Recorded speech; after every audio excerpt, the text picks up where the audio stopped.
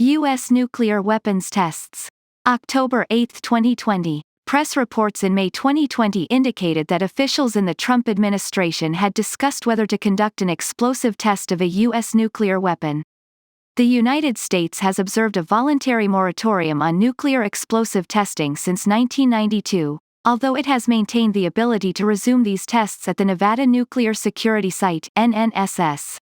Since 1993, it has used a program known as Science-Based Stockpile Stewardship to maintain confidence in the safety, security, and effectiveness of its nuclear arsenal. Limits on U.S. nuclear tests. By its own count, the United States conducted 1,054 explosive nuclear tests between 1945 and 1992. In 1992, Congress passed and President George H.W. Bush signed into law the Hatfield-Exon-Mitchell Amendment establishing a temporary and unilateral moratorium on underground testing of U.S. nuclear weapons, PL 102-377, Section 507. The United States has been a party since 1963 to the Limited Test Ban Treaty, under which it is obligated to refrain from conducting nuclear weapons test explosions in the atmosphere, outer space, or underwater. The United States is also party to the Threshold Test Ban Treaty of 1974, which bans underground nuclear weapons tests having an explosive force of more than 150 kilotons. After declaring its testing moratorium in 1992, the United States advocated for and participated in negotiations on the Comprehensive Test Ban Treaty, CTBT. This treaty, which opened for signature in 1996, would ban all nuclear explosions. President Clinton submitted the treaty to the Senate for advice and consent to ratification in 1997. The Senate rejected the treaty on October 13, 1999, by a vote of 48 for, 51 against, and 1 present. As of March 2020, 184 states had signed the CTBT and 168 had ratified it. For the treaty to enter into force, 44 specified states must ratify it. Of the 44 required states, 36 have ratified, 3 have not signed: India, North Korea, and Pakistan, and another 5 have not ratified: China, Egypt, Iran, Israel, and the United States. In the years since the treaty opened for signature, India, Pakistan, and North Korea have conducted explosive tests. Although the treaty has not entered into force, each subsequent U.S. president has indicated that the United States will continue to observe its unilateral moratorium. The Trump administration's 2018 Nuclear Posture Review says, "The United States will not resume nuclear explosive testing unless necessary to ensure the safety and effectiveness of the U.S. nuclear arsenal," and calls on all states possessing nuclear weapons to declare or maintain a moratorium on nuclear testing. In June 2020, Ambassador Marshall Billingsley, Special Presidential Envoy for Arms Control, said, "I am unaware of any particular reason to test at this stage." The zero yield standard conveyed by the Comprehensive Test Ban Treaty requires states to refrain from conducting any test that produces a self-sustaining, supercritical chain reaction of any kind. Such a reaction is necessary for a nuclear detonation. However, neither the CTBT nor the U.S. unilateral test moratorium prohibits subcritical experiments, that is, those that do not produce a nuclear yield. The United States conducts these types of experiments at its Nevada National Security Site. The U.S. State Department has raised questions about Russia and China's compliance with the CTBT's zero-yield standard. In its annual Arms Control Compliance Report, the State Department assessed that Russia has conducted nuclear weapons-related experiments with more than zero yield in the past, although it could not confirm that they had done so in 2019. It also noted that China is pursuing activities at its nuclear weapons test site that might allow it to conduct such experiments in the future. Some analysts and experts following developments in China questioned this assertion, noting that the alleged activities at China's testing facility do not violate the CTBT. Moreover, they note that, if the United States and China ratified the CTBT and the treaty entered into force, the United States could then call for on-site inspections of test sites if suspected violations occurred. Other U.S. analysts view Russian and Chinese efforts as a reason for the United States to withdraw its signature from the CTBT and possibly resume explosive tests. Science-Based Stockpile Stewardship. In 1993, President Clinton signed two Presidential Decision Directives (PDDs) that affected the U.S. nuclear testing program. PDD 11 continued the voluntary moratorium and directed the Department of Energy to formulate a specific safeguard program to protect the U.S. capability to resume U.S. nuclear testing if needed.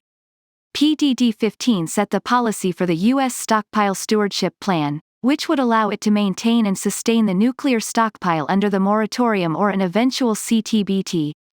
The National Nuclear Security Administration (NNSA) produces an annual plan, known as the Stockpile Stewardship and Management Plan (SSMP), that outlines the goals, programs, and projects intended to provide this high level of confidence in the stockpile. 50 U.S.C. Section 2523. NNSA conducts subcritical experiments and uses other tools to maintain stockpile reliability without nuclear explosive testing.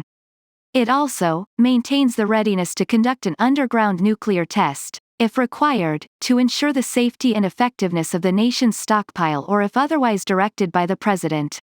In the National Defense Authorization Act for 2003 (PL 107-314), Section 3141, Congress mandated that the directors of the three NNSA national laboratories and the commander of U.S. Strategic Command, STRATCOM, provide an annual assessment of the safety, security, and reliability of the U.S. nuclear stockpile.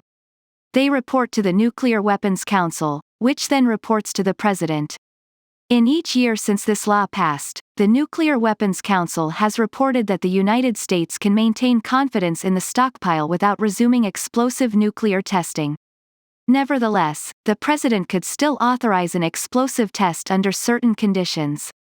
The Nuclear Matters Handbook, produced by the Department of Defense, says that, if an urgent issue with a weapon were to arise that required a nuclear test, the Secretaries of Defense and Energy, the President, and Congress would be notified outside of the context of the annual assessment process. U.S. Test Readiness. Although the United States has observed a moratorium on nuclear testing since 1992, it has maintained the capability to resume testing within 24 to 36 months of a decision to do so. President Clinton established this timeline when he signed PDD 15 in 1993, and it remains the goal today.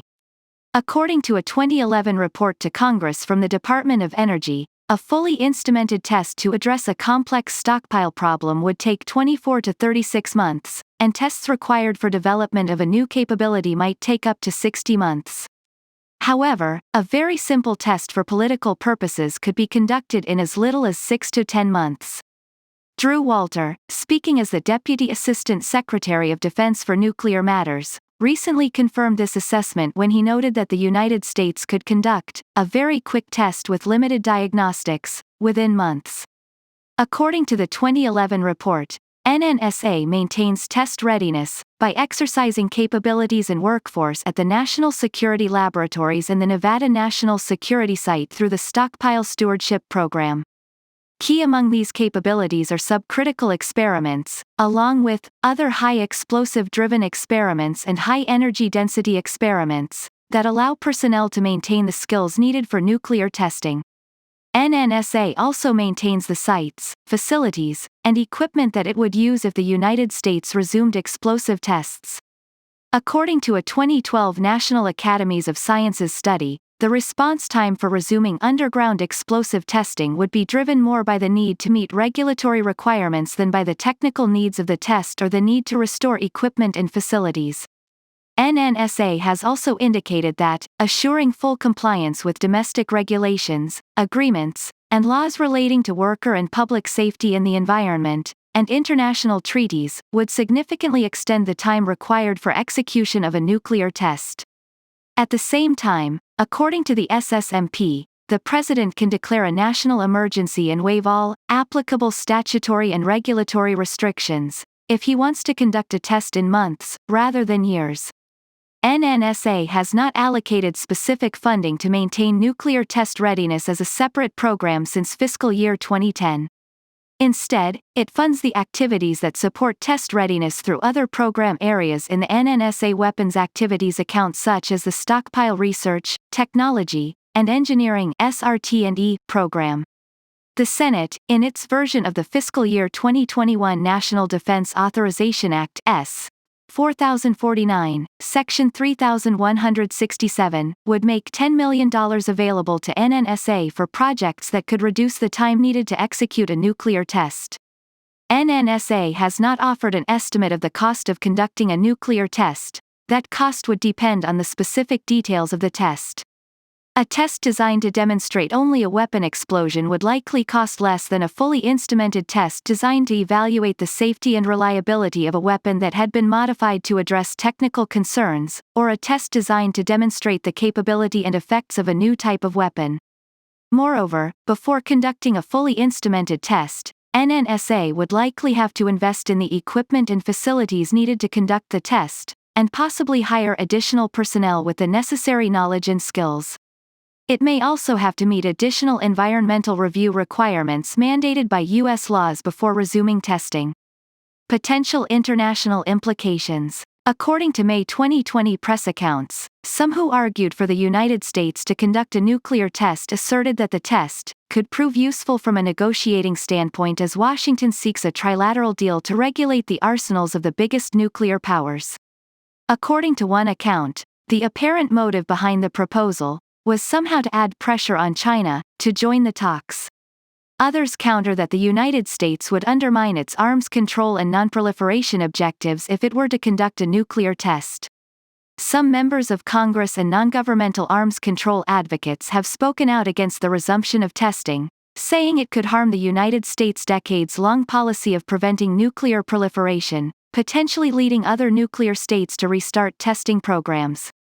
This, in turn, could evolve into nuclear or missile arms races, or new nuclear weapons states.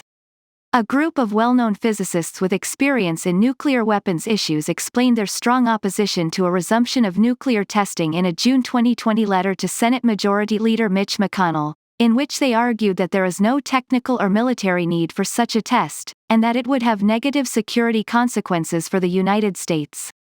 They argued, a likely response to a U.S. test would be a resumption of testing by Russia and China, and perhaps also by North Korea, India, and Pakistan. This would further undermine the Nuclear Non-Proliferation Treaty, NPT. Mary Beth D. Nikitin, specialist in nonproliferation. Amy F. Wolf, specialist in nuclear weapons policy.